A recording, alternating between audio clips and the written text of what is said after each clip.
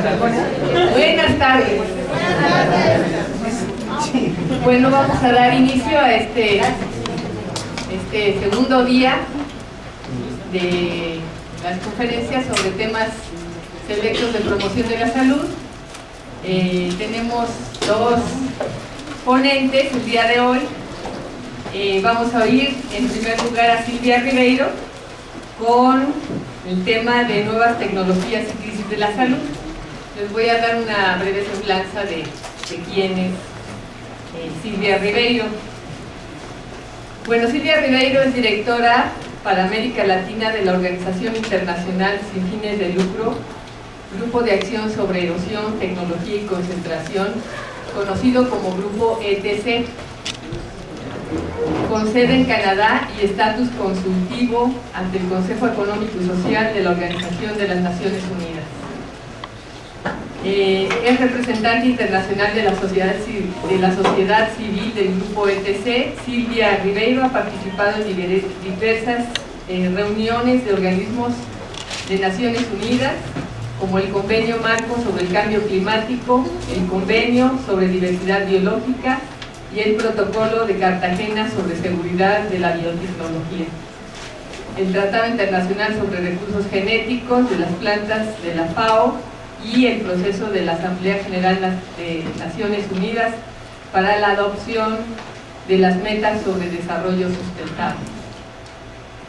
Silvia Ribeiro nació en Uruguay y trabaja en México desde 1999.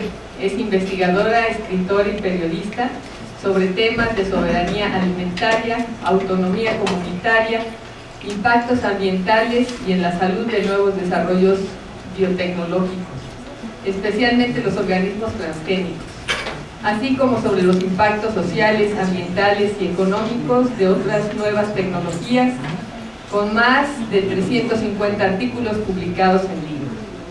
Bueno, los dejo con nuestra distinguida invitada Silvia Ribeiro. Buenas tardes, entonces otra vez, ¿se oye bien? Sí. Entonces, bueno, le agradezco aquí a la doctora Juanita que ya me presentó y muchas gracias por la invitación a participar en este ciclo. Yo estoy como anunciaron, soy como parte de un grupo de investigación, pero no dentro, digamos, de la academia, sino un grupo de investigación que trabaja más en general y muy también relacionada a Naciones Unidas, haciendo investigación. Y, a ver, ¿dónde estaba? Entonces, en estos temas yo quería, en el programa está anunciado como nuevas tecnologías y en realidad sí es, nosotros hemos trabajado el tema de los impactos de muchas de las nuevas tecnologías, por ejemplo la nanotecnología, que es la manipulación a nivel atómico de la materia y lo que eso significa. Y también de otras tecnologías, de varias tecnologías. Pero hay una serie, como un grupo de tecnologías que se aplican sobre todo a algo que es muy cotidiano para todos nosotros, que es la alimentación. Entonces yo esta vez quería como hablarles de lo que significa, digamos así, todo lo que es, lo que le podríamos llamar el sistema alimentario agroindustrial. O sea, desde la agricultura a la mesa, digamos, a la comida.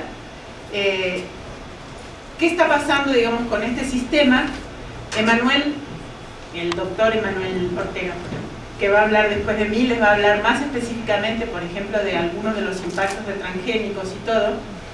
Pero yo primero quería contarles algo más así, un poco en general.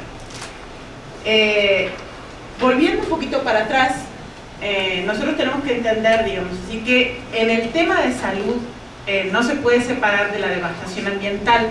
Es difícil nosotros hablar hoy de que hay una crisis de salud sin hablar de que a su vez también hay una crisis ambiental. Y esa crisis ambiental no es una crisis que aparece, digamos así, por casualidad, sino que es una parte, es un componente inherente del sistema industrial de producción y consumo, del sistema capitalista, que es el sistema que impera en todas partes. De todas las áreas de devastación ambiental que hay actualmente, las más graves, que luego vamos a ver como una imagen general de lo que está pasando en el planeta. Por ejemplo, los que estuvieron en la mañana ya vieron cambio climático, que es una de ellas.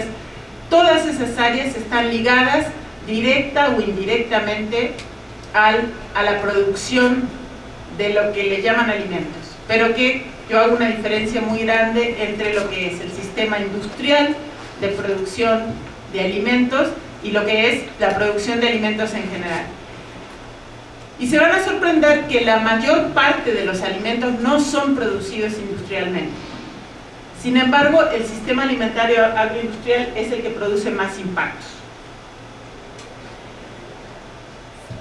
Este sistema, digamos así, desde las semillas híbridas hasta los supermercados, con todo lo que significa los empaques, etcétera, los transportes, el procesamiento, todos los químicos que se le necesitan agregar para poder procesarlo, desde la producción hasta el procesamiento y luego la venta y para poder conservarlos, etcétera, todo eso está relacionado con 5 de las 10 mayores enfermedades que son las más comunes en todo el planeta. Entonces, normalmente, no sé ustedes, cuando piensan, ahora ya les puse esta, entonces todos la están mirando, pero cuando ustedes piensan así, ¿de qué se muere la gente, por ejemplo? ¿Cuáles son las enfermedades principales? A mí me gustaría que a lo mejor que me dijeran, bueno, ahora ya se los dije, pero mucha gente piensa que tiene que ver con infecciones, que tiene que ver con algo. En general hay mucha propaganda sobre el tema, digamos, más infeccioso, ¿verdad? O sea, como es un agente de algo que enferma. Y en realidad casi el 70%, o sea, el 68% según la Organización Mundial de la Salud, es lo que se llaman enfermedades no transmisibles. O sea, que no son enfermedades que tienen que ver con ningún agente infeccioso, bacteria, ni microbio, ni virus, sino que tienen que ver con otros, con problemas de funcionamiento del propio organismo de las personas. Y entre las enfermedades principales, todos, estoy seguro, conocen estas que están listadas ahí, las enfermedades cardiovasculares, que son todas las que tienen que ver, por ejemplo, con el colesterol, etcétera, las enfermedades cardíacas, todas esas están dentro de las cardiovasculares. La diabetes es una de las mayores incidencias de enfermedad que hay hoy en el planeta. La hipertensión, que también está totalmente vinculada, está vinculada a las cardiovasculares, pero además es casi que, digamos, hay una epidemia de estas enfermedades. La obesidad, que es un fenómeno relativamente nuevo, o sea, no siempre fue una enfermedad de gran incidencia, y ahora lo es, y además, como sobre el tema de la obesidad también hay muchos prejuicios, ¿no?, que tienen que ver con otras cosas. Entonces la gente no lo tiende a ver como una enfermedad. La obesidad es una enfermedad, o sea, no es pues es gordo, gorda, no, es la enfermedad. La obesidad es parte, digamos así, de un síndrome de enfermedad. Y por supuesto muchas formas de cáncer. Estas que les pongo aquí están entre las que forman parte del 70% de las causas de muerte. Y todas ellas están directamente ligadas al sistema alimentario. Por ejemplo, la mayor parte de la gente que tiene problemas cardiovasculares están ligados al tipo de alimentación que tiene, en general con el colesterol. Por supuesto también está el estrés, la contaminación, hay otros factores, no es el único, pero está ligado a ese. O sea, muchas de las enfermedades están ahí. La diabetes, por supuesto, está directamente ligada, lo mismo que la obesidad, y muchas formas de cáncer también están ligadas a la forma de alimentación, y no solamente a cuánto se come, que es lo primero que uno piensa y dice, es que se come mucho. No, es a lo que se come, no es tanto a la cantidad que se come. Y esto sobre todo lo marca el hecho, lo que les decía hace un momento, de que la obesidad es un fenómeno nuevo. Si ustedes se imaginan cómo veíamos antes cuando decíamos, uno pensaba en un rico, en alguien que era el dueño de una fábrica, entonces era un señor gordo con un reloj de oro, ¿no?, y una cadena, y ese señor gordo era el típico rico. Bueno, no, ahora no es más. Seguramente el señor gordo está delgado, tostado y etcétera, porque va a hacer ejercicio, porque paga a alguien, etcétera. Bueno, hay algunos ministros en México que no cumplen con eso. Pero, digamos, en general, digamos, a lo que vamos es que la mayoría de los ricos hoy en día no son obesos. En cambio, hay cada vez más y más obesidad entre los pobres, y cuanto más pobre es la gente, y sobre todo los niños, más tendencia a la obesidad. Y es por el tipo de comida que se come, no por la cantidad que se come, porque no ha cambiado la situación de la pobreza. Lo que ha cambiado es la calidad de la alimentación que se come. Entonces, eso, por ejemplo, una de las cosas. Por supuesto, bueno, la hipertensión, que de nuevo, no se puede desligar de otros factores. Yo no estoy diciendo que la alimentación sea el único, pero la hipertensión también, por supuesto, está ligada al altísimo consumo de sal y a otras cosas, ¿no? Que también son, digamos así, son como todos fenómenos nuevos. Mucho de la comida basura que se come, en general, a veces a mí me cuesta incluso pensarlo como comida, por decirles los chetos. No quería decir ninguna marca, pero cualquiera de estas frituras que se venden, casi prácticamente, cuando uno mira el contenido, casi prácticamente no tienen productos alimentarios, sino que es casi todo una mezcla de cosas químicas con sal, azúcar, algún saborizante, algún colorante, algún texturizante, etc. Y todos esos antes, casi todos son algún producto químico, ¿no? Entonces, bueno, este tipo de cosas producen una serie de cosas en los organismos. Hay otras formas en las que el sistema alimentario también está vinculado a las enfermedades. Enferma a las y a los trabajadores que trabajan en este sistema. La manera más directa es empezando por la agricultura, en donde cada vez más nosotros estamos en una agricultura que durante más de 10.000 años era una agricultura que se hacía con el sol, una herramienta, la tierra, el agua y la mano de obra, y ahora se necesita una cantidad enorme de fertilizantes químicos, de plaguicidas, de toda una serie de pesticidas que además dejan residuos en la comida, ¿no? Y que además envenenan directamente a la gente que está trabajando, por lo cual, por ejemplo, a mí me asombró, esto es un dato de la OMS, que en el tema de enfermedades respiratorias hay una incidencia enorme de enfermedades respiratorias entre trabajadores rurales que es casi equiparable a la que hay en las ciudades.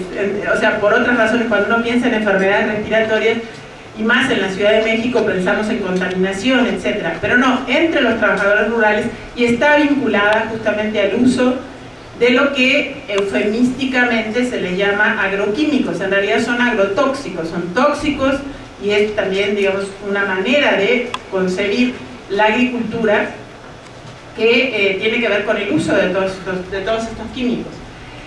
Esto que dice la insuficiencia y la enfermedad renal crónica, que de pronto, no sé ustedes si tienen amigos, parientes conocidos que lo sufren, pero en zonas rurales adquieren en algunos lugares proporciones epidémicas. Realmente es que hay mucha gente, incluso niños, etcétera, y uno dice, bueno, ¿de dónde sale este tipo de enfermedad y se transforma en una de las mayores enfermedades del planeta? Bueno, tiene que ver con la gran cantidad de químicos, por un lado, que se usan en agricultura, con la contaminación del agua, como por ejemplo puede pasar en algunas cuencas. Esto pasa en México.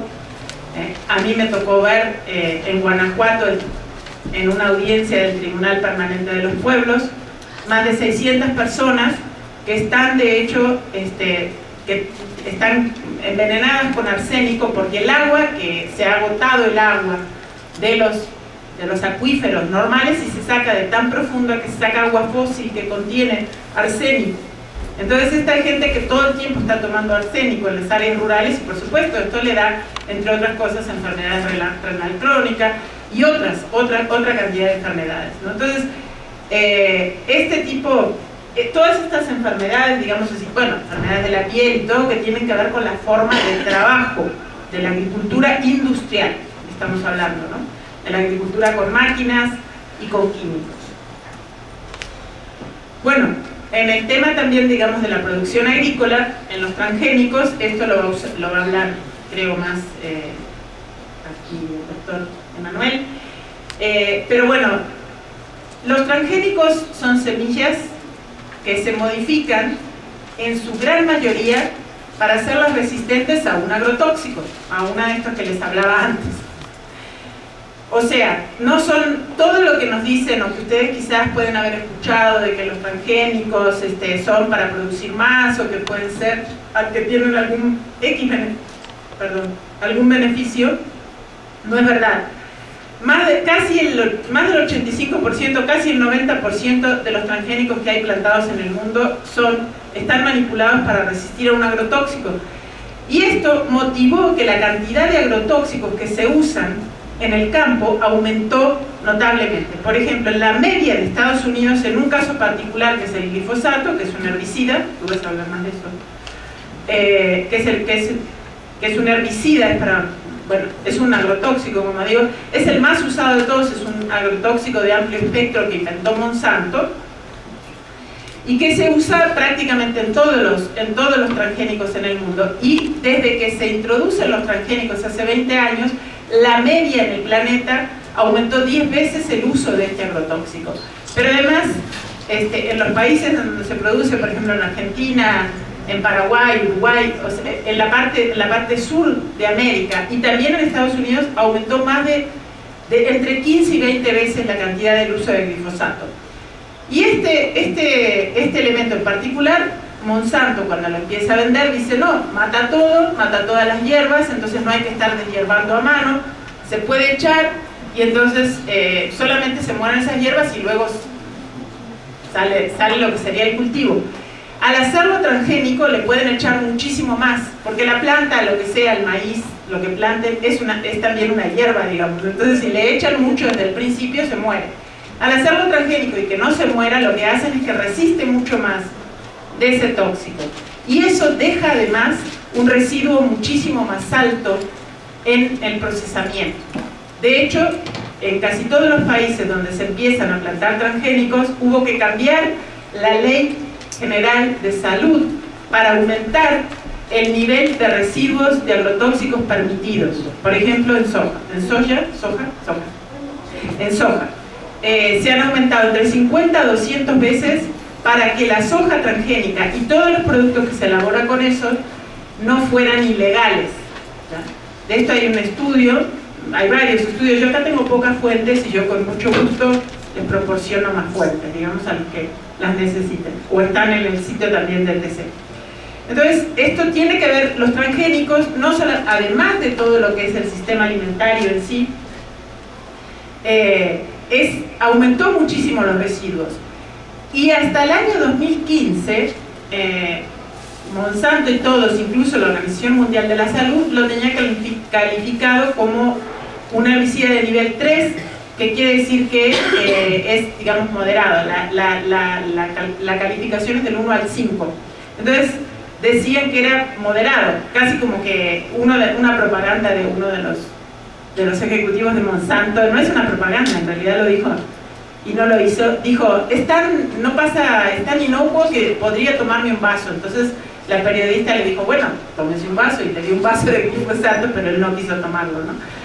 Pero en el año 2015 la Organización Mundial de la Salud toma un estudio que le había encargado a un centro de estudios sobre el cáncer, de la carcinogenicidad del glifosato, y encuentran en ese estudio, que son expertos de 11 países, y lo significativo de este estudio es que no es un estudio más, sino que es una compilación de expertos que les pide la Organización Mundial de la Salud que estudien todos los elementos que hay. Entonces ellos dicen, bueno, evidentemente está comprobado que el glifosato, que es el agrotóxico más usado, que está en la soja, que tiene altísimos residuos en la soja, en el maíz transgénico, etc., es cancerígeno en animales. Y le ponen y probable cancerígeno en humanos. Y la única razón por la que ponen probable cancerígeno en humanos es porque no hay la cantidad de estudios epidemiológicos necesarios para decir que está vinculado con eso. Pero sí se sabe, por ejemplo, que trabajadores en Suecia, en donde sí hacen estudios epidemiológicos, les da linfoma non-Hodgkin, que es una de las formas de cáncer relacionadas al glifosato. Entonces, en realidad, ¿qué nos dice la Organización Mundial de la Salud? Este elemento que está presente en todos los transgénicos, que si ustedes van a cualquier supermercado o a cualquier tienda de conveniencia, a cualquier Oxxo, a cualquiera de estas que están por ahí, y empiezan a agarrar los paquetes de comida y fíjense a ver todo lo que tiene soya. ¿ya? Entonces van a ver que el pan, el dulce, el atún, todo tiene lecitina de soya o algo por el estilo. Y esa es la soya que a su vez es la que tiene esto, que la Organización Mundial de la Salud dice que es cancerígeno, y que está prácticamente en todo, no en todo, pero vamos a decir como el 80% de los productos alimentarios de consumo industrial. No estoy hablando de los alimentos en general, sino los alimentos procesados, ¿no? Entonces, bueno, además de eso, en las zonas de siembra de transgénicos se aumentó enormemente el porcentaje de cáncer, sobre todo de seno, de cáncer de mama, de abortos espontáneos, de otra cantidad de problemas relacionados al uso de agrotóxicos en zonas cercanas a la siembra. Pero en lugares en donde hay ciudades cerca, como por ejemplo en Córdoba, en Argentina, incluso en la ciudad, en barrios de Córdoba, que han hecho pruebas y entonces se encuentran que existen residuos de glifosato en leche materna, en sangre y orina. Esto, por cierto, además está en casi cualquier lugar cercano a plantaciones de transgénicos, se da un resultado parecido, sobre todo en pruebas en sangre y orina. Y como por ejemplo, aquí en muchas de las escuelas rurales de México, los niños no comen en general la comida que deberían comer, sino que les dan unas papillas que tienen industriales, que tienen una cantidad bastante grande de soya y de maíz.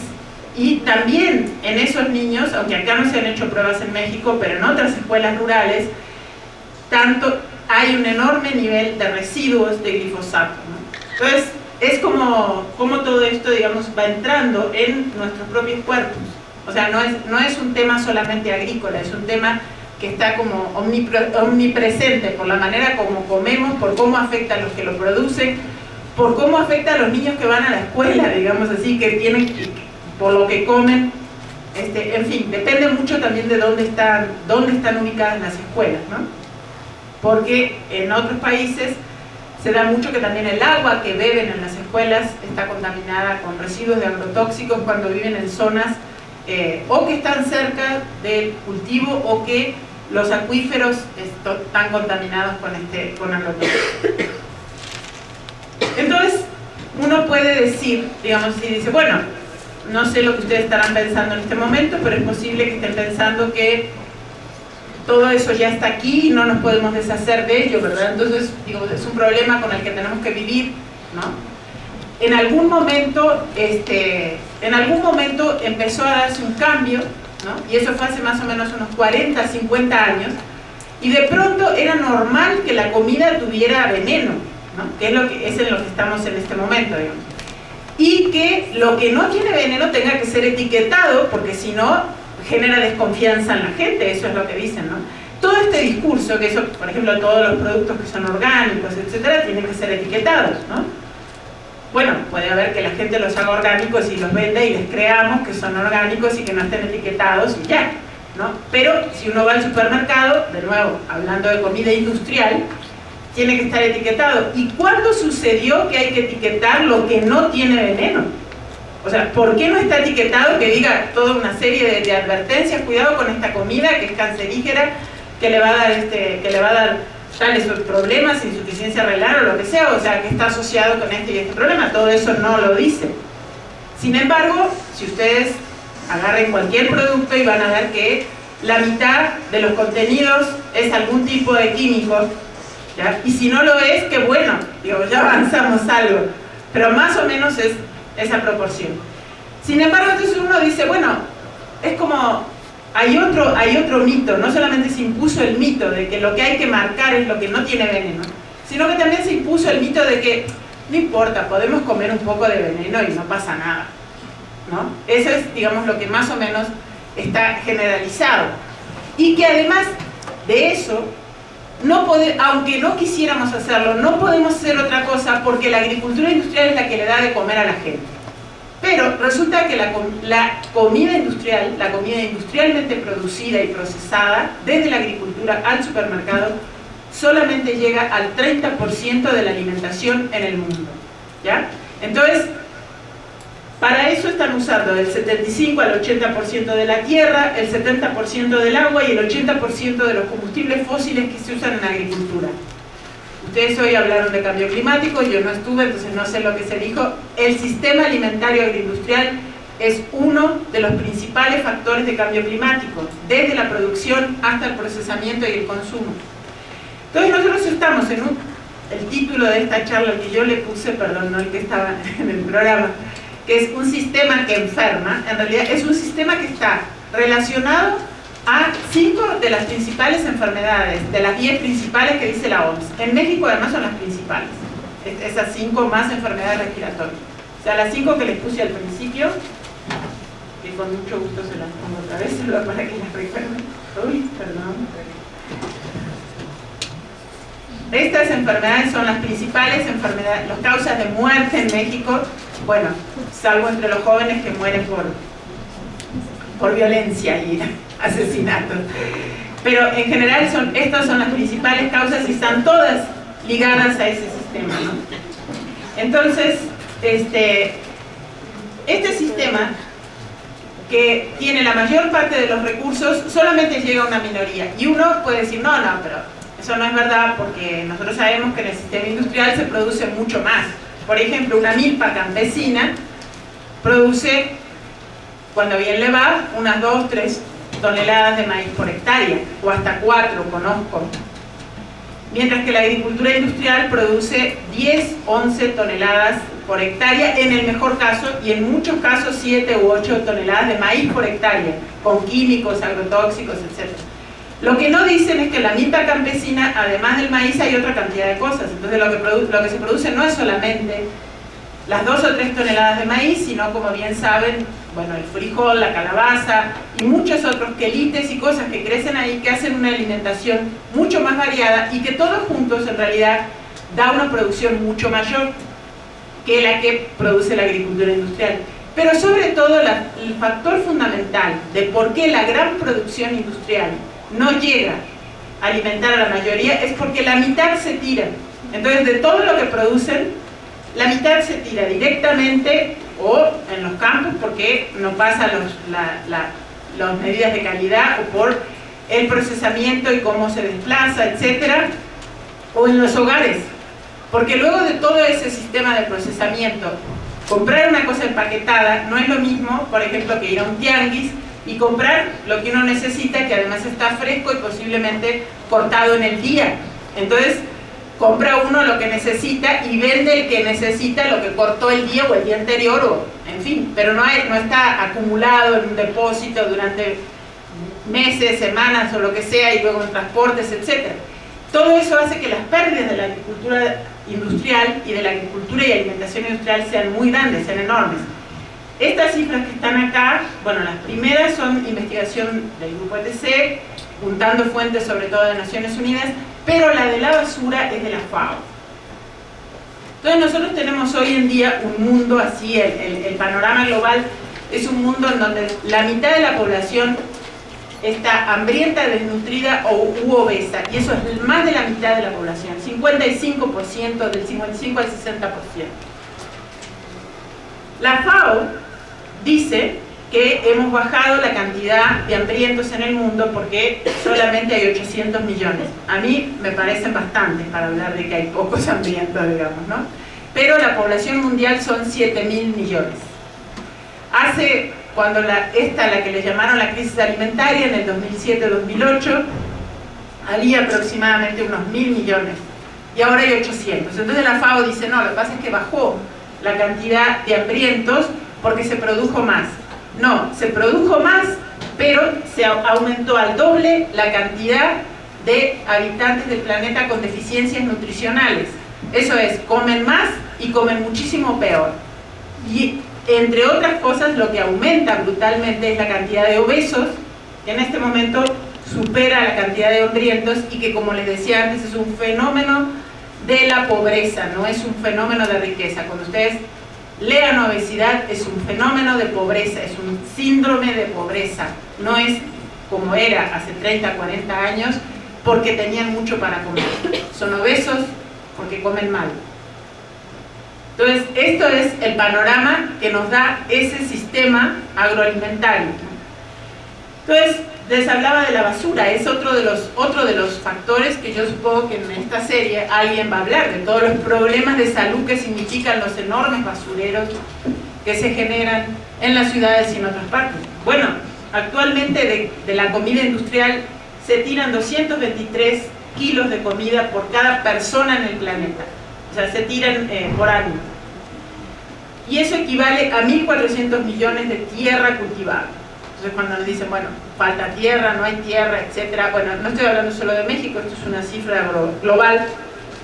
Pero a nivel de la agricultura industrial en México se repite, digamos, la curva de hacia dónde lleva la agricultura industrial. Y en América Latina, la comida que se tira alcanza para darle de comer al 37% de los hambrientos de todo el mundo, en América Latina en general, digamos, ni siquiera que no es ni siquiera un país del norte, vamos a decir que no son países de los lugares en donde los asociamos con que se tira mucho, ¿no? Entonces, nosotros estamos en un sistema que en realidad se trata de una enorme perversión alimentaria. ¿Por qué? Porque la alimentación es algo básico en la vida.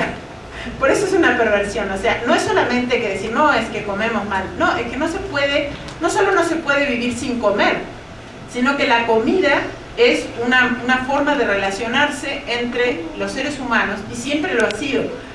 A ver, una vaca come pasto si puede, pobrecita, si no ya le están dando soya y maíz y la están haciendo monogástrica, pero si tiene suerte y come pasto, ¿ya? Si tiene suerte y come pasto, va a comer pasto en Uruguay, o va a comer pasto en la Argentina, o va a comer pasto en la China, donde la lleven va a comer pasto, ¿no? Y si ve una pradera va a comer pasto.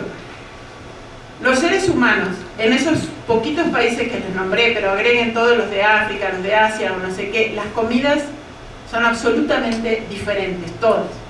O sea, ¿por qué? Porque están ligadas a una cultura, a una historia, a una forma de relacionarse. Y entonces las formas de comer que inventaron las culturas y las comunidades humanas son infinitas. Y por tanto, hablar de que un sistema industrial se apropia de esas relaciones es un hecho de una importancia no solamente de salud, sino cultural, política y social de proporciones enormes. Porque es una forma de relacionarse entre la gente que tiene que ver con cómo decidimos incluso, cómo todo. O sea, y ustedes tendrán, si nos ponemos a hablar, 1000 anécdotas de que la abuela, el abuelo y la mamá que le dice a la mesa y vamos a comer todos juntos y etcétera, cosas que cada vez más se están perdiendo. Pero eso tiene que ver con todo eso, con una cultura, con una manera, ¿no? Entonces, esta perversión alimentaria, digamos así, no solamente está diciendo que la comida se puede hacer en un paquete, se puede comprar hecha, se puede congelar, se puede comer en cualquier parte. Yo por mi trabajo viajo bastante y me asombra llegar a un lugar en donde hay cosas que no conozco, y eso es muy feo. Eso quiere decir que si uno va aquí a un lugar donde traen cosas de importación, en cualquiera de los lugares donde hay supermercados de ricos, y entonces van a encontrar frutas y verduras y formas de cocinar y todo, desde Tailandia, África, o de la China, o de donde sea. ¿Y eso cuándo pasó? Eso es una cantidad enorme de transporte de combustibles fósiles, de terminar con las culturas en lugar de compartirlas, ¿no? Entonces, esto que yo les llamo, digamos, una perversión alimentaria. ¿Por qué hay cada vez más comida industrial? Porque eso es lo que favorece a las industrias, no a la gente. O sea, estamos equivocados si empezamos a pensar, por ejemplo, no, pero yo prefiero llegar a mi casa, descongelar algo y echarlo al microondas porque me ahorra tiempo. Entonces la pregunta es, sí, pero ¿por qué no tienes tiempo? O sea, ¿con qué tienes que trabajar? Que es para que tengas que comer comida basura rápido en tu casa, o comida que ya está hecha o que otro hizo, y que no tengas ni siquiera el tiempo para eso, que es la comida, que es una actitud, es una forma tan básica de la vida. O sea, si no tenemos tiempo ni para eso, ¿cómo sucedió? Le digo, ¿cuándo sucedió que comemos veneno y que además no importa que algo tan importante que tiene tantas formas de relación como comer, no tengamos tiempo? Entonces, lo que quiero es como decirles, bueno, hay que pensar todo esto junto, pero además nosotros nos vemos ante, por ejemplo, ¿por qué se usa soya transgénica, o la soya en este momento en todo el mundo es transgénica. ¿Por qué se usa soya en tantas comidas? Cuando les decía hace un rato, ¿por qué el 80% de los productos tienen soya? La soya es algo que hasta hace 50 años raramente se conocía en cualquier lugar que no fuera los países asiáticos, de donde vienen. O sea, ¿por qué ahora está en todas partes? Ah, porque la soya es fácil de plantar, es fácil de que crezca, se le puede echar un montón de veneno, no muere, es muy fácil de transportar, es muy fácil de moler, es muy fácil de metérsela todo como texturizante, como espesante, etcétera. Bueno, además dicen que tiene proteínas, y sí es verdad que las tiene, pero lo que pasa es que no se asimilan, entonces eso ya es una trampa, digamos. Entonces, ¿cómo pasó que fuera todo eso? Ah, bueno, porque para la industria era fundamental y era muy fácil meter todo esto en eso para aumentar sus ganancias en el transporte, para aumentar sus ganancias en la comida. Y entonces de pronto nosotros tenemos una cantidad de cosas como el maíz de alta fructosa, la cantidad de calorías vacías que hay en la comida, o sea, por ejemplo, muchos panes de caja, para no dar ninguna marca, pero les podría nombrar casi todas, de estos panes blancos, o sea, eso es lo que les llaman la típica caloría vacía. O sea, te da un montón de calorías, no te aporta nada, y cuando terminaste de comer, a la hora te da hambre, porque te dio un pico de azúcar, justamente. Entonces, ese tipo de comida es solamente porque es mejor para la industria. ¿Por qué? Porque en lugar, por ejemplo, de tener verduras que sean buenas por los nutrientes que tienen y todo eso, no, vamos a tener una comida, un pan, por ejemplo, al que le van a meter no sé cuántas vitaminas, no sé cuántas otras sustancias que no estaban ahí de por sí, pero que entonces así las pueden comer todas juntas empaquetadas, y que además, como les decía, tienen conservadores, espesantes, colorantes, saborizantes, pasteurizantes, no sé. Son tantas las cosas que le ponen a la comida que es increíble. De hecho, es posiblemente en las etiquetas de alimentos es la mayor parte de lo que dice ahí, ¿no? Hagan ustedes además una prueba, vayan con una niña, un niño de 8 años, y entonces léanle lo que dice la etiqueta de cualquier producto de estos que están en cualquier supermercado. Y si las 3 primeras cosas que leen, la niña o el niño no sabe lo que son, yo les recomendaría que no lo compren, ¿no? Entonces, bueno, esto les va a pasar todo el tiempo, ¿no? O ¿de qué está lleno eso que le dicen comida? Entonces, bueno, no es solo la basura que produce la agricultura, es la basura en que han convertido la alimentación y la comida, en su mayoría. Y esto es un trabajo que todavía no está publicado en nuestro sitio, pero sale ahora, es sumamente reciente, que hace 2 años estamos nosotros trabajando en estos temas que les estoy nombrando ahora. Por cada peso que uno de nosotros le paga comprando un alimento, se pagan 2 pesos en salud pública y destrucción ambiental, o sea, algún tipo de remediación ambiental. O sea, por cada peso que se gasta en comida industrial, se gastan 2 pesos en salud pública o en remediación ambiental de algún tipo, la que sea, ¿no? Está relacionado a todo eso. Entonces, una acción vital como es comer, el sistema industrial de producción y consumo, el sistema capitalista, lo convierte en una máquina, digamos así, de enfermar gente, de problemas de salud y ambientales del planeta. Entonces voy a pasar rápidamente, porque ya tomé bastante tiempo, voy a pasar un poco rápidamente yo les hablaba que el sistema alimentario agroindustrial no solo era un enorme problema de salud, además es un enorme problema para la sobrevivencia del planeta. Entonces, esto que ven ahí son lo que les llaman, es un instituto en Estocolmo, es una manera de describirlo, son los límites ecológicos planetarios, les llaman así. Entonces, los límites ecológicos planetarios son los que no se pueden pasar, porque si se pasa de un límite, entonces los desequilibrios son tan grandes que no se puede, el planeta empieza a entrar en un desequilibrio de una sinergia negativa. Y estos son el cambio climático, la erosión de la biodiversidad, o sea, la diversidad de las especies silvestres. Nosotros en este momento estamos en un ritmo de desaparición de fauna y de flora y de otros organismos que están integrados también a la naturaleza, digamos. A ver, lo voy a repetir. La desaparición de especies en el que estamos ahora supera el ritmo de desaparición de especies durante la época en que se extinguieron los dinosaurios. O sea, en este momento hay una desaparición de especies que es mayor, ¿ya? La erosión de la biodiversidad.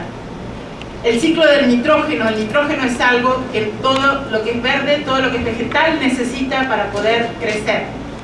El ciclo del nitrógeno está completamente desequilibrado por el uso de fertilizantes sintéticos que se basan en esto. Es otro de los ciclos naturales que necesita el planeta para subsistir, el ciclo del fósforo, la acidificación de los océanos.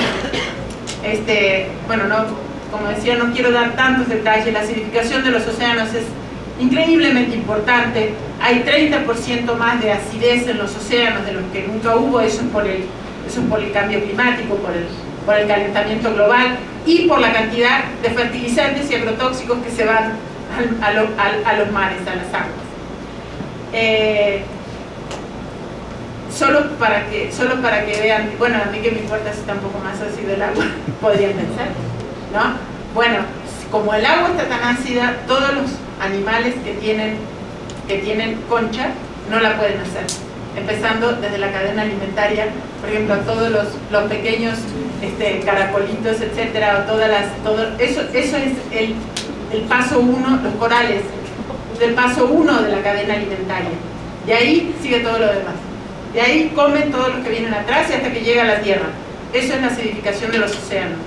Que por la acidificación de los océanos no llegan a construir la suficiente cantidad de carbonato de calcio los seres vivos que están en el océano. Bueno, además hay un enorme agotamiento de agua dulce, el cambio de uso de suelo, o sea, la erosión de suelo. El año pasado fue el Año Internacional de los Suelos, que desapareció la frase quedó colgada. Desaparece una gran cantidad del suelo superficial, que es lo que es la base de toda la agricultura, porque se erosiona y entonces se gasta, digamos, y se transforma en arena, se va al agua, o sea, no desaparece como suelo, pero además está contaminada con químicos, se rompen los sistemas naturales y por lo tanto el suelo no puede seguir funcionando como lo que es un organismo vivo, digamos. Bueno, la capa de ozono, todos han oído hablar del agujero en la capa de ozono. En el sur de América Latina esto produce cáncer, melanomas. Muchísima gente en Uruguay y Argentina tiene melanoma, tiene cáncer de piel debido al sol a cualquier hora del día. Las ovejas en la Patagonia, en el sur, están ciegas, en fin, esto es agujero del ozono. Y además la contaminación química y la contaminación atmosférica, que no están cuantificadas. Entonces, nada más, este instituto hace esto y entonces esa línea verde, ese círculo verde sería el límite que no se puede pasar. Y eso es, todo lo que está en rojo es lo que ya, digamos, hasta ahí ya está ocupado. Y esto es un cálculo muy conservador. Y las dos, no tengo el señalador, pero los dos cajitos que están totalmente verdes, es la contaminación atmosférica y la contaminación química, y la razón por la que están verdes es porque no tienen la medida o no lo quisieron poner, porque todos los otros, los que están muy, muy grandes, por ejemplo, uno de ellos es la erosión de la biodiversidad, el cambio climático, los ciclos del nitrógeno, etc. Y a eso habría que agregarle otro. Bueno, esa es la situación actual. Entonces, volviendo, el sistema alimentario agroindustrial tiene que ver de esos 9 problemas con 7 en forma directa, ¿no? Con el ciclo del nitrógeno, con el ciclo del fósforo, es el principal causador de cambio climático, el cambio de uso de suelos y la deforestación. No sé si saben que la deforestación, acaba de sacar la FAO un informe, el 80% es para abrir frontera agrícola. O sea, el 80% de la deforestación tiene que ver con la apertura de frontera agrícola. Y esa apertura de frontera agrícola es para agricultura industrial. Entonces, digamos, la relación con todas estas cosas del sistema alimentario agroindustrial es enorme, ¿no? Bueno, voy a pasar muy rápido por eso, pero ¿cómo lograron llegar a esta situación? ¿Por qué estamos en esta situación? Bueno, es porque porque la alimentación es tan importante.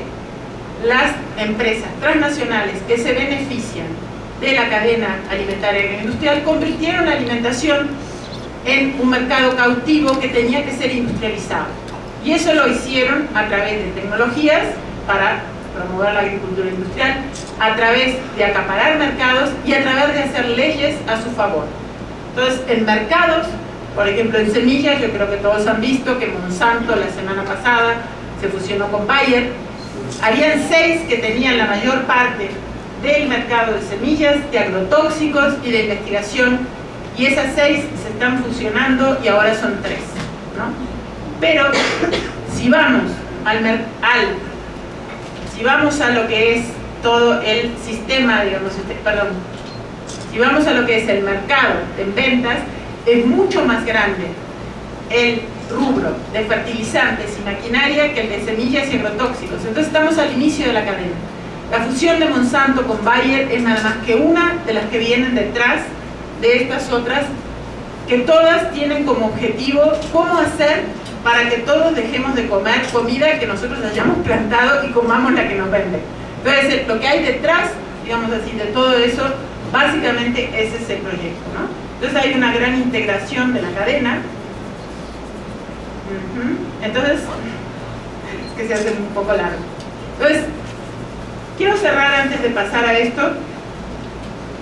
Quiero cerrar con lo que les estaba diciendo antes, que entendamos una cosa, que es que cuando nosotros hablamos de la contaminación de los alimentos, de la producción y todo eso, no es una más, es un factor fundamental porque tiene que ver con toda nuestra vida, con la salud, con la cultura, con la alimentación, con los encuentros, con la educación, con todo. O sea, no hay nada que no podemos hacer si no comemos, y si comemos mal, podemos hacer muchas cosas y sentirnos mal o hacerlas mal. Y eso tiene que ver con todo este sistema. Entonces, yo quería además hablarles, ¿dará tiempo o lo dejamos para otra vez? Sí, da tiempo. Miren que falta Manuel, les va a decir cosas horribles. Por eso no, ya. A ver, les quiero hablar muy rápidamente porque nosotros hasta ahora hemos oído hablar de los transgénicos, ¿verdad?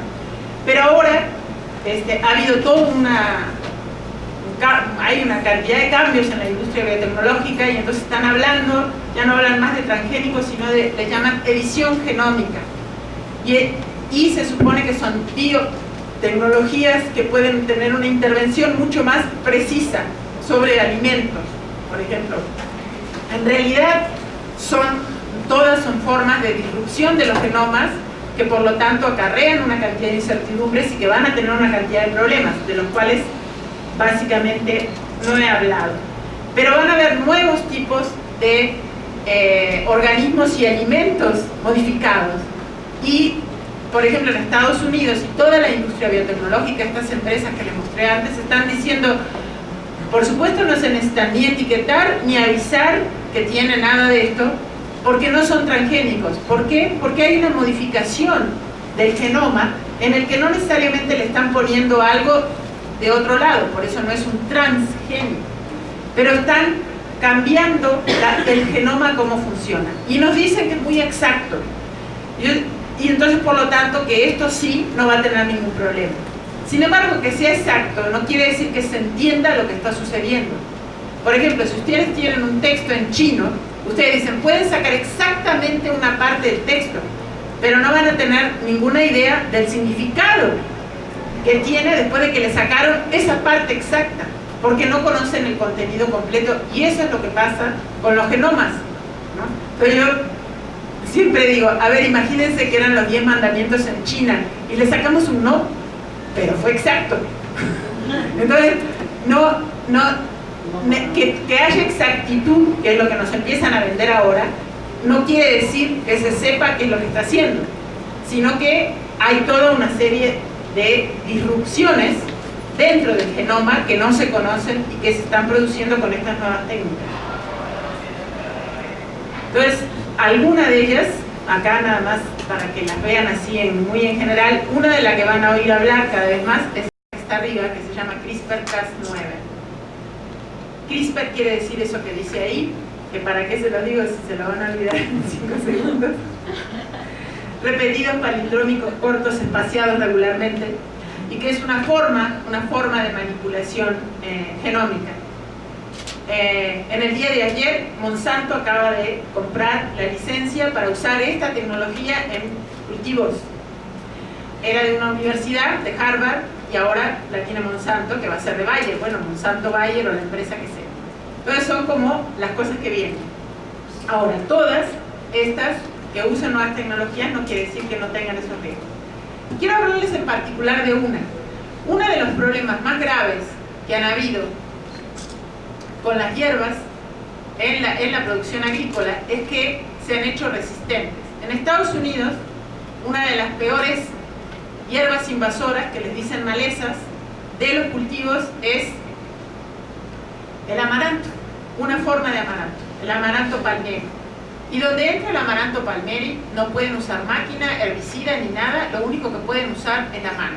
Y por lo tanto están dejando de plantar transgénicos en algún lugar gracias a que hay tantas hierbas invasoras. Eso es muy bueno, como piensan algunos, yo también lo pienso. Lo que quieren hacer ahora es hacer que las hierbas invasoras desaparezcan, o sea, extinguirlas. En ese caso, una de las que quieren extinguir es el amaranto palmeri, que es un tipo de amaranto que no es el comestible, no es el mismo que se come en México, pero es como si fuera el hermano, el primo o la prima. Entonces, cuando empiecen con eso, se va a ir directamente a la extinción del amaranto también, ¿no? Bueno, la manera como quieren hacer esto es usando esta tecnología que se llama conductores genéticos o impulsores genéticos. Es tan nueva que solo se conoce el nombre en inglés, que se llama Gene Drives. Y lo que hace esa tecnología es cambiar un gen de tal manera que engaña a las leyes naturales de la herencia. Entonces, si ustedes tienen ahí una planta que está modificada, que es la que está enfermita, y al lado tienen un girasol muy bueno, y si se cruzan, la descendencia normalmente tendría 50-50. Pero si le ponen este mecanismo, lo que va a pasar es que la descendencia siempre va a repetir uno de los genes, el gen que ellos quieren, que es el gen transgénico.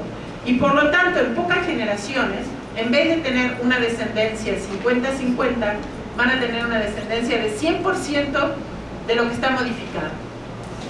Y si a esa modificación le ponen una modificación, por ejemplo, para que haya solo machos, porque esto es para cruza, digamos, de insectos, plantas, mamíferos, animales, humanos, lo que sea, funciona de esta manera. Si le ponen algo para extinguir la especie, algo que haga que la especie sea inviable, es una manera de extinción. Entonces se inventaron un arma de extinción. Y nos la están vendiendo y lo van a ver en todos los periódicos de todos los colores, en México y en cualquier parte. Van a decir, ya encontramos la solución a las plagas. Y acá van a tener que tener muy claro, ¿quién define qué es plaga y qué es enfermedad? ¿Quién dice qué es plaga? Porque para Monsanto todo lo que hay en un campo, que no sea el cultivo de él, todo lo demás es una plaga. ¿Ya? ¿Qué es una enfermedad? Tener una fiebre porque tomé un poco de aire y no sé qué, es una enfermedad, hay que darte antibióticos, sobre todo si lo vende Bayer.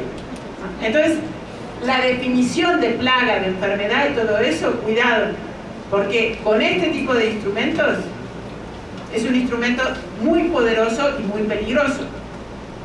Es tan peligroso que nosotros planteamos, el Grupo LC y otras organizaciones, Amigos de la Tierra, que son ambientalistas, Econexus, que son científicos, y varias de las asociaciones de científicos críticos, planteamos que esta tecnología, los conductores genéticos, debe ser prohibida.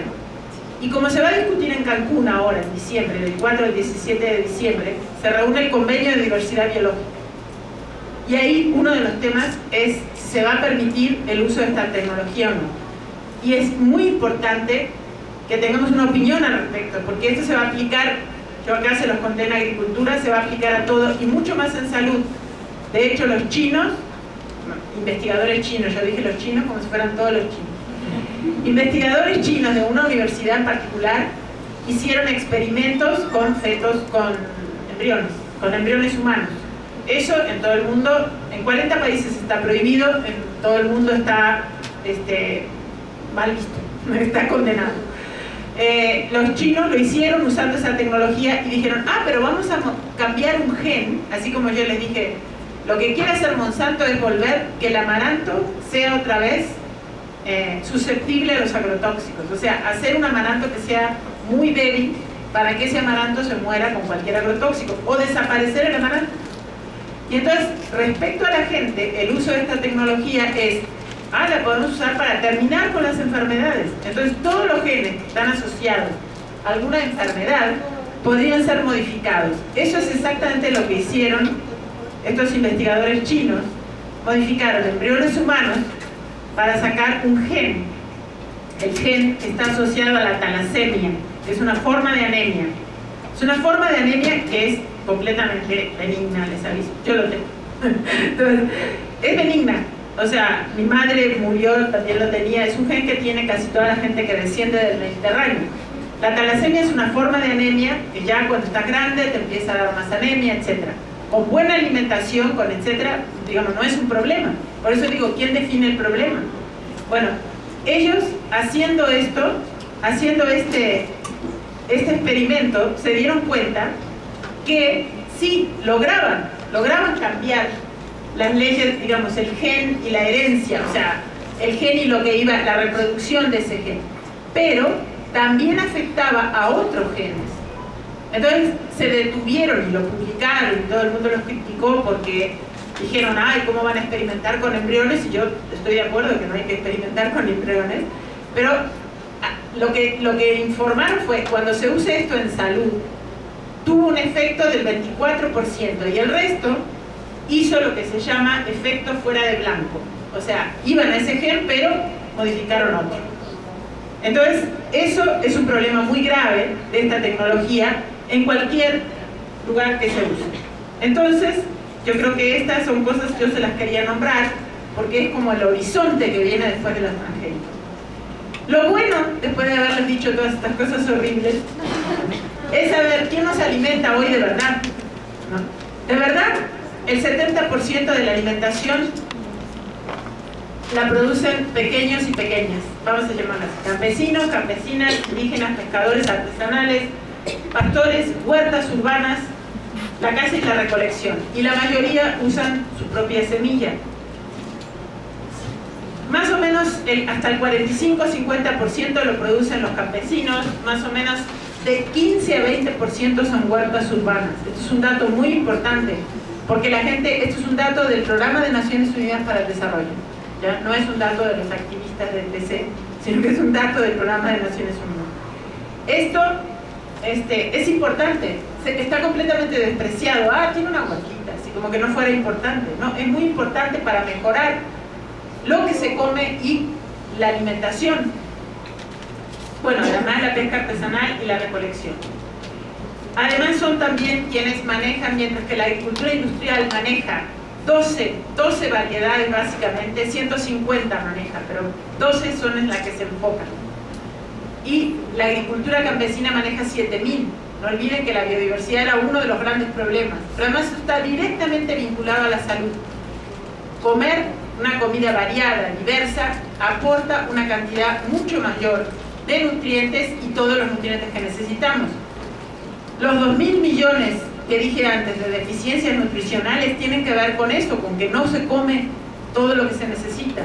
Las comidas tradicionales, las que han estado mucho tiempo, por ejemplo la comida tradicional mexicana, es una comida enormemente variada que aporta todo lo que la gente necesita. Entonces, incluso sin saberlo, o sea que aporta todos los diferentes micronutrientes, nutrientes, vitaminas, etc. Si se come variado y si se come de la manera que se conoce desde hace mucho tiempo. Entonces, son los sistemas alimentarios, campesinos y locales, porque las huertas urbanas, todas las otras formas, etc. Estos son los sistemas que realmente no solamente nos alimentan, sino que además tienen el mayor potencial de cuidar la salud, por la diversidad, por la cantidad de nutrientes que tienen y además porque es posible. Sí hay gente que usa químicos, aunque sean chicos, aunque sean campesinos. No sé si hay gente que usa en la huerta, ¿verdad? Porque casi siempre cuando uno hace una huerta lo trata de no poner nada como tendencia, pero también lo hace. Entonces no es que sea un principio, es que es mucho más fácil en pequeña escala, incluso compartir todo eso, incluso darte cuenta, como pasa. La mayor parte de los agricultores chicos que producen comida con químicos, aparte tienen una huerta en donde no le ponen nada de químico. ¿Y para qué se usa todo eso? Para que tengan un determinado, para que duren más, para que tengan un determinado tamaño, para que no estén picados, para que no importa, en realidad son todas cosas que no son importantes. Entonces nosotros es a través de todo ese tipo de diálogos, de saber, de entender, que nosotros podemos recuperar, que todavía tenemos en nuestras manos la mayoría de la alimentación, y que lo podemos recuperar acentuando cada vez más las redes de cómo hacer para garantizarnos que nuestra comida sea comida campesina, que tenga todos esos nutrientes, que tenga esa variedad. O sea, es mucho lo que podemos hacer, aunque del otro lado se vean como enormes amenazas a todo, ¿no? A la salud, al ambiente, etc. Entonces, es un poco como conocer, resistir y construir diversidad.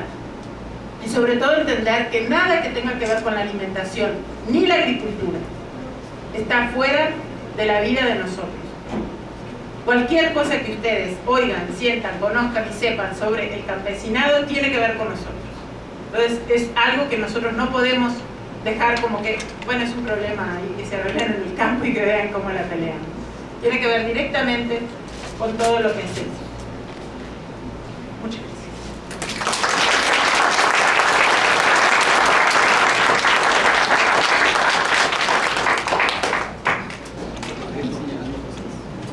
Bueno, vamos a presentar a Emanuel González Ortega. Él pues es un buen amigo y es investigador del Centro de Ciencias de la Complejidad y del Instituto de Ecología, ambos de la Universidad Nacional Autónoma de México. Es doctor en biotecnología por la Universidad de Barcelona. Tiene maestría en ciencias en biotecnología vegetal por el Centro de Investigaciones y de Estudios Avanzados del Instituto Politécnico Nacional. Es miembro del Sistema Nacional de Investigadores y es participante de la Unión de Científicos Comprometidos con la Sociedad y la Red de Defensa del Maíz. Muchas gracias. Hola, buenas tardes, gracias. Agradezco la invitación, nunca había estado en un plantel de la UACM y me parece que es un proyecto muy interesante y que hay que defender y mantener, ¿no? Y pues la mejor forma de mantenerlo y defenderlo pues es que haya cada vez más estudiantes, ¿no? Y cada vez más gente interesada. Bueno, yo voy a entrar muy rápido, pues muchas cosas que ya explicó Silvia las retomaremos así muy rápidamente, y pues quiero empezar un poco con cuál es el origen de esta palabra agrobiotecnología, ¿no? Que sabemos de los transgénicos, aunque no es solamente transgénicos, tiene mucho que ver.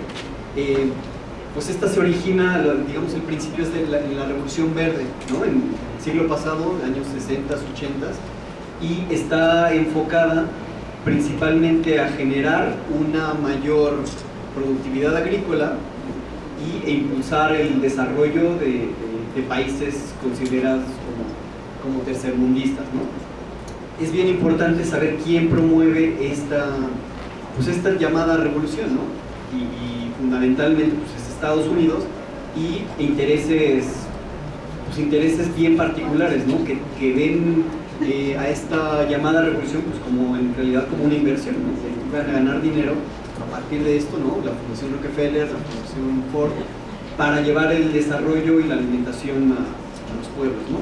De hecho, la Revolución Verde inició en México a partir de la fundación de a lo mejor han escuchado hablar del Centro Internacional de Mejoramiento de Maíz y Trigo, a partir de utilizar muchas variedades híbridas, ¿no? Que fueron obviamente generadas por campesinos y campesinas a través de un proceso de diálogo con la naturaleza milenario.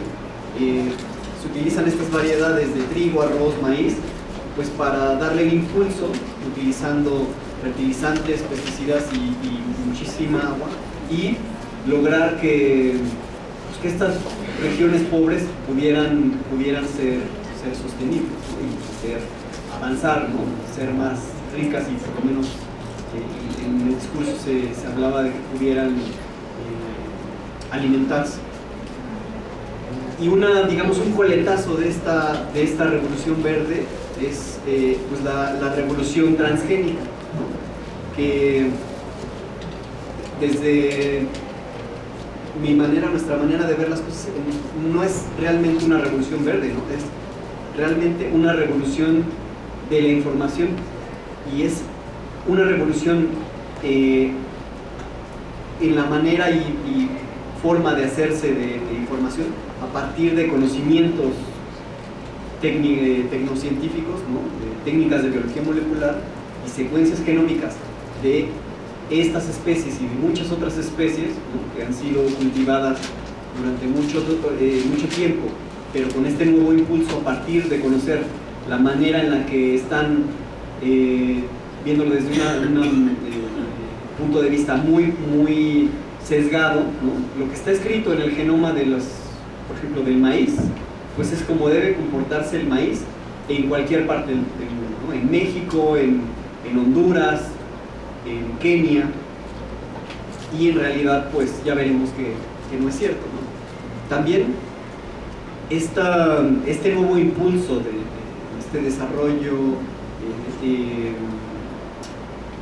socioeconómico y tecnocientífico, pues va a acompañar con la emergencia de muchas compañías que vieron en esta información como una inversión, ¿no?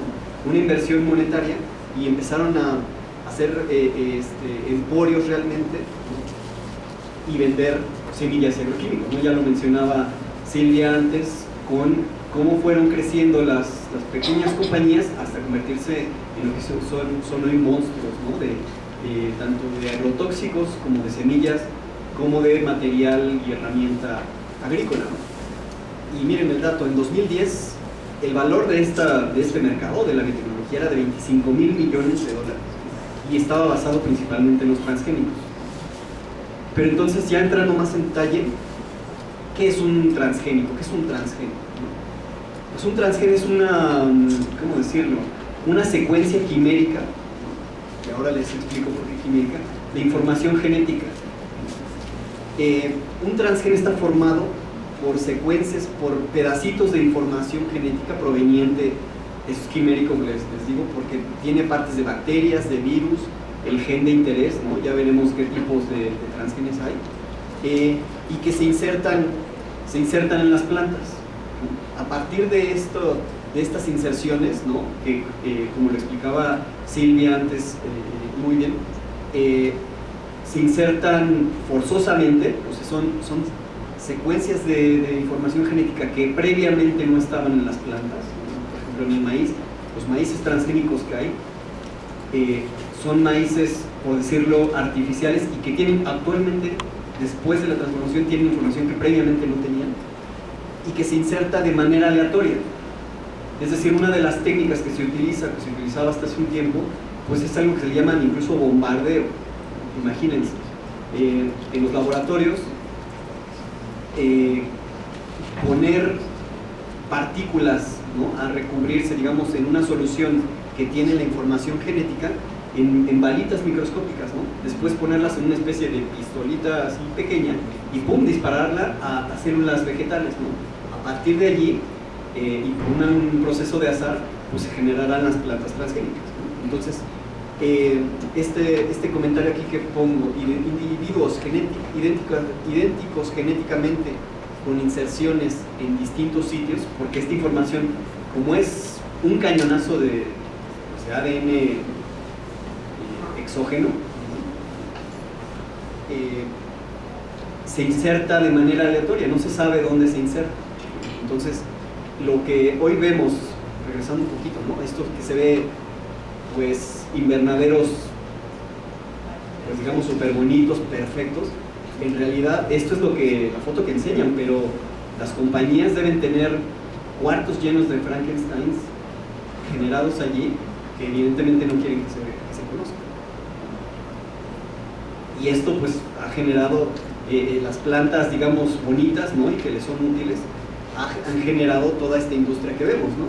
Actualmente disponibles, mayoritariamente, comercialmente, hay 3 tipos de transgénicos.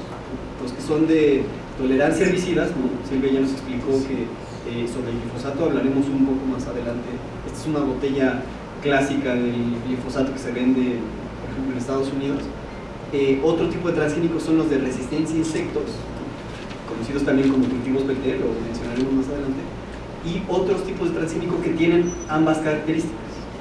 Solo para mencionarlo muy rápido, estos cultivos de resistencia a insectos son cultivos, ¿no? Ya está aquí la lista, ya la vieron, de todos los tipos de transgénicos que hay actualmente. En particular los cultivos BT son que producen su propio insecticida. En un campo, en una especie de monocultivo en el que hay solamente sembrado, por decir, maíz, en comparación con una milpa, pues es altamente probable que si llega una plaga, llega un insecto y empieza a comer maíz, pues se reproduzca al no tener competencia. Entonces, este tipo de cultivos transgénicos lo que intenta es que el mismo cultivo genere su propio insecticida para que en teoría el bicho al comerse la planta mate al insecto del cual se está alimentando, ¿no? Aquí hay, principalmente está dirigidos, ¿no? a insectos, ¿no? Tipo orugas que después, si sobrevivieran, podrían ser cosas, ¿no? Y bueno, sobre el otro tipo de transgénicos que hay, los de tolerancia a herbicidas, el principal que se ha utilizado, ya lo mencionó Silvia, pues es el glifosato. Es una molécula que efectivamente diseñó y patentó Monsanto y por eso se ha hecho millonaria. Ha sido en la historia corta o larga de Monsanto, ha sido lo que más lo que ha hecho millonaria a la empresa, hasta ahora que ya está en problemas y la han comprado. Y más del 80% de los cultivos sembrados a nivel mundial, aunque a nivel mundial son muy pocos los países que realmente siembran transgénicos en una escala importante, ¿no? Siendo, ya se imaginarán, Estados Unidos, Argentina, Brasil, por lo menos los tres principales, Canadá también, son realmente pocos países los que siembran transgénicos, pero siembran en cantidades enormes. Acá les comentaba, ¿no? Los cultivos que hay, principalmente a nivel comercial, los tipos de cultivos transgénicos que hay son soya, maíz, algodón y canola, ¿no? Y en esta grafiquita que está aquí, pues se presenta de manera histórica, ¿no? Viendo los diferentes años, cómo han aumentado los tipos de cultivos, ¿no? En la línea azul pues está la soya, en anaranjado está el maíz, la canola, perdón, el algodón y la canola, ¿no? Y vean, por ejemplo, ¿no? Ya nos comentaba Silvia del caso de la soya, ¿no? Cómo se le ha dado el giro desde el punto de vista económico para hacerla como un alimento fundamental en la dieta occidental, ¿no? Ha aumentado prácticamente linealmente el uso de soya, más bien la siembra de soya para usos agroalimentarios, ¿no? Y también de alimentación animal. Pero vean en esta otra gráfica cómo están aquí representados los diferentes tipos de transgénicos que hay. Ya les decíamos, el de tolerancia a herbicidas, de resistencia a insectos, y en amarillo los que tienen ambos tipos de transgénicos, ¿no? Y vean cómo también, ¿no? De la mano principalmente de la soya, ha aumentado linealmente el uso de transgénicos de tolerancia a herbicidas. Por ejemplo, me gusta poner fotos para que realmente ejemplifican lo que pasa en el campo. Imaginen qué son estos agricultores vestidos como de astronautas, pues está rarísimo.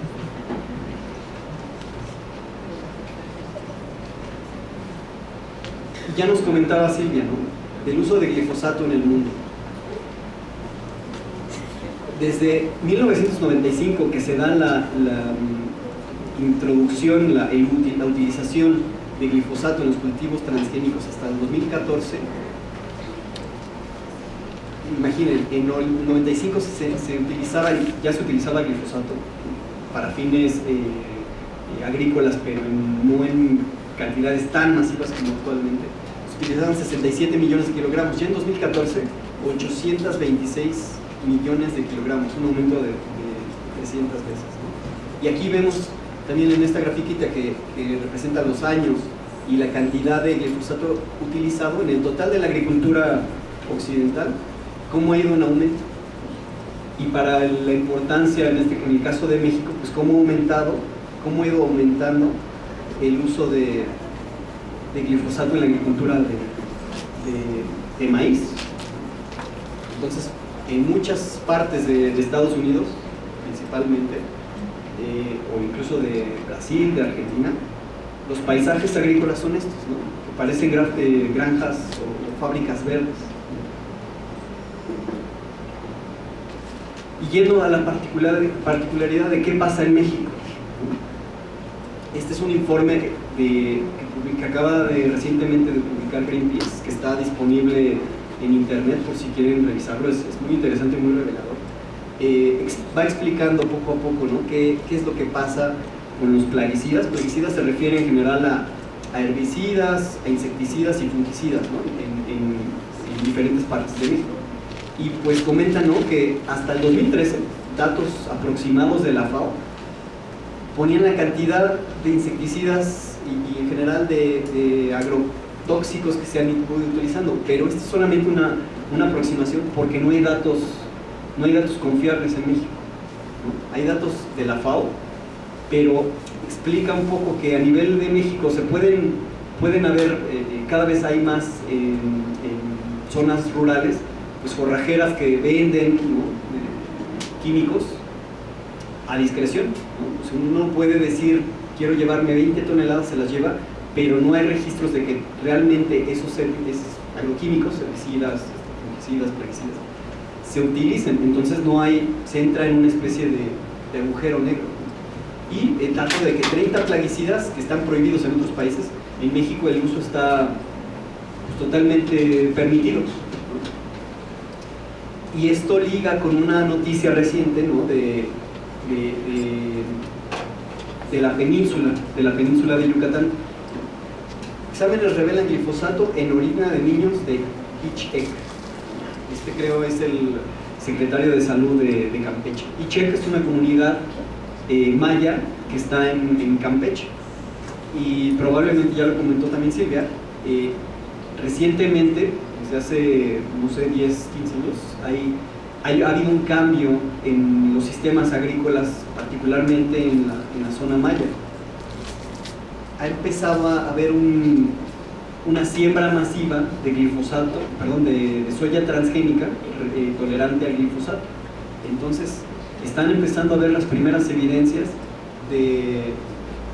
simplemente de presencia de glifosato en las comunidades. Imagínense, todos estos cultivos, el 99%, llegaron a partir de comunidades menonitas, ¿no? Si esto se está viendo en la comunidad maya, que tienen prácticas agrícolas y culturales muy, muy contrastantes con las menonitas, imagínense cómo está la salud de las comunidades menonitas, ¿no? Y pues esto es parte del modelo agrícola de monocultivos, ¿no?, específicamente en este caso de la soya. Y pues una pregunta que no hay quien responda ahora, por lo menos en México, es si esto tiene consecuencias en la población. Pues evidentemente sí, y si está empezando a hacer estudios epidemiológicos. Hasta ahora, y hablando con médicos, no hay nada de esto. Y aquí, explicando un poco más con detalle cómo es la acción del herbicida glifosato, ¿no? Yendo muy rápido, pues el glifosato actúa en una vía metabólica de las plantas al inhibir la síntesis de unos aminoácidos que formarán proteínas que son esenciales para las plantas. Entonces, esta molécula, al estar presente en las plantas, en el suelo, pues interrumpe el metabolismo, es decir, que la planta se nutra y que continúe produciendo, digamos, tabiques de construcción para seguir creciendo la planta. No hay fotosíntesis y se muere. En 3 días una planta puede estar muerta o antes, y seca como si no le hubieran echado agua en meses, ¿no? Y bueno, se sabe que es una ruta metabólica esencial en plantas, en algas pero también en bacterias, ¿no? Y algo que pregonaban las industrias tecnológicas, ¿no? Monsanto, Bayer, Syngenta y todos ellos, es que no era tóxica para esta molécula, el glifosato, no era tóxica para el ambiente, ¿no? Que solamente era para las plantas e incluso para un cierto tipo de plantas, ¿no? Aunque actuaba de manera sistémica. Pero bueno, con el descubrimiento de que también afecta a las bacterias, primero algo que es bien importante es que a nivel científico no se puede concluir o justificar que un compuesto tiene un único modo de acción. Esto lo vemos, por ejemplo, también con otros compuestos que son compuestos químicos y que se han utilizado de manera muy perversa, que son, por ejemplo, hormonas vegetales, que han tenido utilización como armas de guerra, particularmente en la guerra de Vietnam, y donde Monsanto participó vendiéndole esta hormona vegetal al gobierno de Estados Unidos para utilizarla en la guerra. Pero entonces, volviendo con el tema de las bacterias, pues ¿qué es lo que pasa con los humanos, no? Que gran parte, aquí en esta grafiquita está muy interesante, gran parte del sistema de los organismos de todos nosotros está compuesto por bacterias, ¿no? Hay bacterias obviamente en el aparato digestivo, en el aparato respiratorio, ¿cómo se llama? En la piel. Y fíjense, ¿no? Se dice que células son 10 a la 13 en el humano.